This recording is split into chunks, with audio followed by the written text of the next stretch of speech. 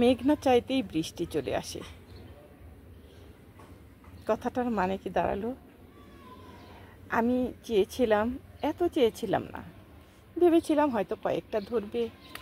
দেখুন বিশাল বিশাল কত বড় হয়েছে।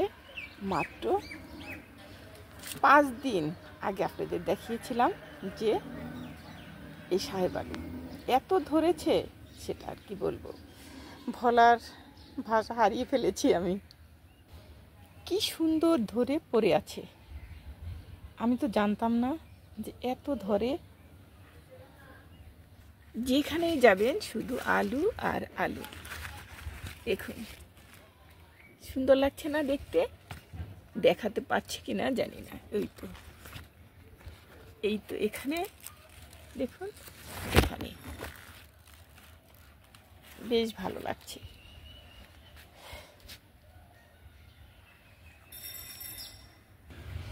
আরও আছে দেখুন, এখানে এখানে। আজকে ভীষণ ভালো লাগছে আমার, এত সুন্দর। এগুলো কিন্তু অনেক টেস্ট। এখানে মুরগির মাংস, গরুর মাংস দিয়ে যেটা দিয়ে রান্না করুন না কেন, বড় মাছ। এখানেও ধরেছে, লুকিয়ে আছে, এখানেও ধরেছে। আর এগুলো কিন্তু ফুল, দেখতে পাচ্ছেন কিনা জানি না। এই যে এগুলো কিন্তু ফুল। আমি কখনো দেখিনি, সেদিন শুনেছি এগুলো ফুল। ভীষণ ভালো লাগছে দেখতে, মনটা জুড়িয়ে যাচ্ছে। কি যে হলো, কি যে করি।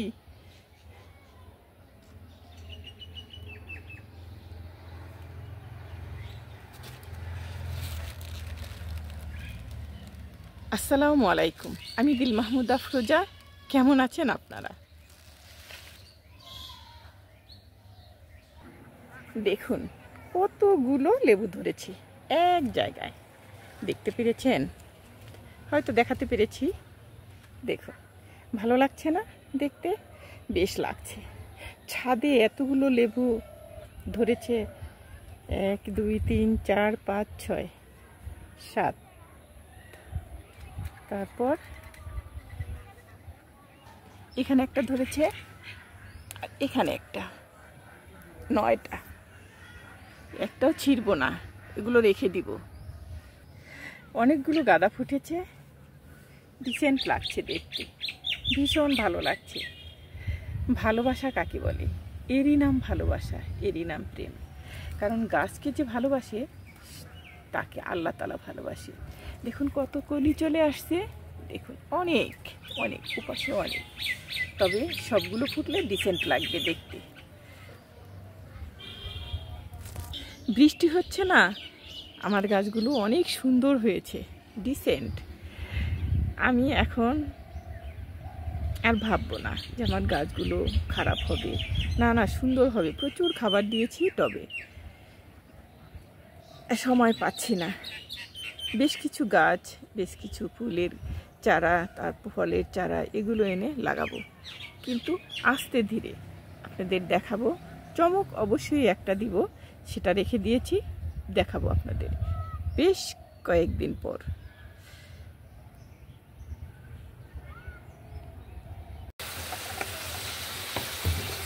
মৌসিম ভর্তা করব, সেজন্য পানি দিয়ে সিদ্ধ করে নিলাম। একটু হালকা করে একটু তেল দিয়ে দিলাম। এখন এগুলো উঠিয়ে ফেলছি। ভাজা শেষ হয়ে গেছে, সিদ্ধ অথবা তারপরে ভেজে নিলাম।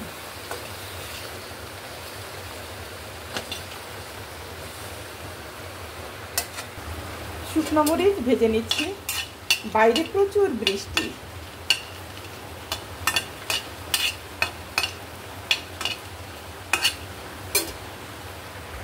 শুকনো মরিচ দিয়ে ভর্তা করব, শুকনো মরিচ উঠিয়ে ফেলবো।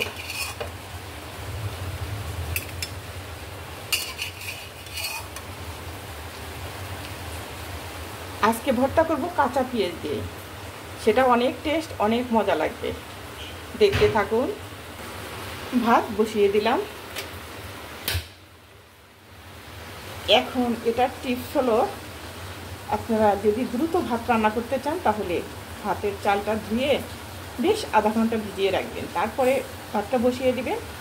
আপনার 5 মিনিটে ভাত হয়ে যাবে। আর ঝরঝরে একদম সাদা দবদবে।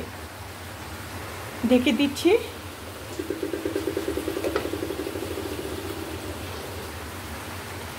দেখতে থাকেন, ফিরছি 10 মিনিট পর। সংসারের ছোট্ট ছোট কাজগুলো অনেক সময় লেগে যায়।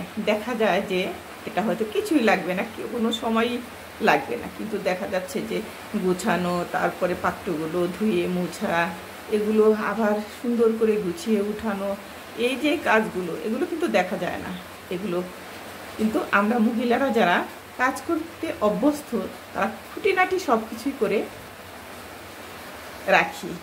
তারপরে এই যে গ্রিল মোছা, এটা কিন্তু প্রত্যেক দিনই মোছা হয়, কারণ রান্না করা হয় যে গ্লাস, এগুলো ডিটারজেন্ট দিয়ে একটু গরম করে পানি দিয়ে মুছলি, মানে আপনি একবার মুছে আরেকটা মুছে দিলে একদম ঝকঝকে চকচকে। বাইরে প্রচুর বৃষ্টি হচ্ছে, অনেক মজা হচ্ছে আজকে। আমরা সবাই ঘরের ভিতরে, কেউ কোথাও যাইনি।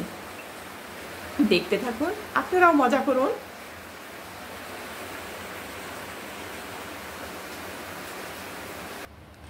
এগুলো ধুয়ে মুছে একদম গুছিয়ে পলিপ্যাকে রেখে দিয়েছি ক্যাবিনেটে, আর ধরছে না, এগুলো বাইরেই রয়ে গেছে।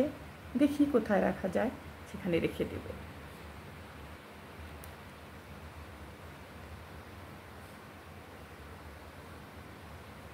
দেখুন, অল্প সময়ের মধ্যে আমার ভাতটা বলক উঠে গেছে। এখন শুধু একটু ওয়েট করা। ভাতটা আবার একটু আমি যখন প্রায় বলকটা সরাসরি উঠে যাবে, তখন আপনারা এভাবেই একটু আলতো করে ভাতটা নেড়ে দিবেন, তাহলে উপর নিচ সমানভাবে উঠে যাবে। বলক ভাতটা একদম সুন্দর হবে, সফট হবে।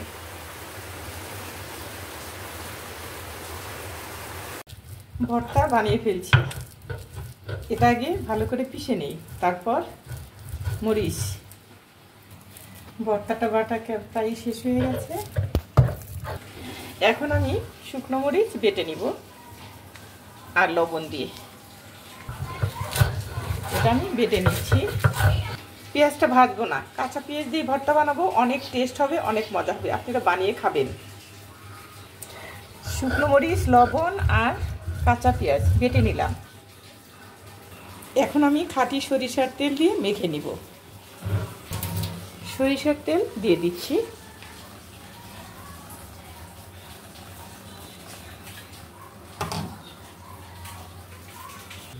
ভর্তাটা অনেক টেস্ট হয়েছে, আপনারা করে খাবেন। কালার এরকম হলে কি হবে, কিন্তু দারুণ টেস্ট। এখন রান্না করব ডাল, সেটাও আপনাদের দেখাবো। আজকে ডাল আর ভর্তা দুটোই আমাদের প্রিয় খাবার।